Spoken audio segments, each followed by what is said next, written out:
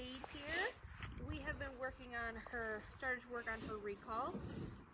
So first start off, when you start working on recall with your dog, you always want to do name recognition in the sense of getting them to understand what their name is, which in this case we have Jade. And then you want to use your long line. So this is about, I don't know, around 20, 30 foot long line that we have here.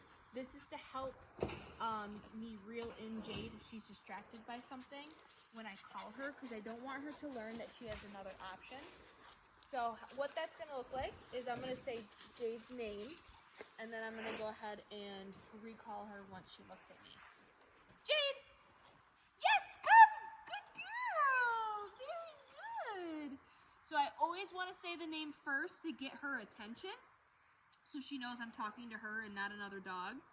And then as soon as she looks up at me, I'm going to get super excited, and then that's when I'm going to introduce the command, come. Because she's already on her way to me, so it's like, yes, you're doing it. That's the recall. I want you here.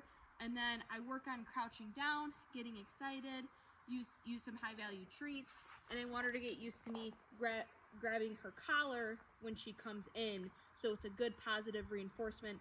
I'm able to grab your collar.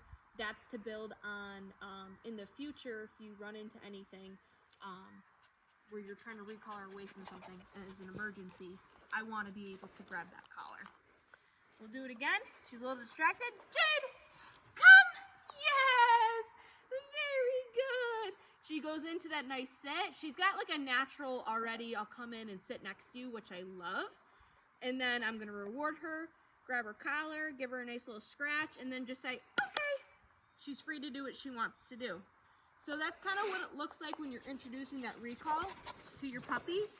And especially, always have a long line, and especially when you go into a new environment, because there's going to be new smells, there's going to be different things going on that she's going to be distracted by, and sometimes you might not be all that exciting.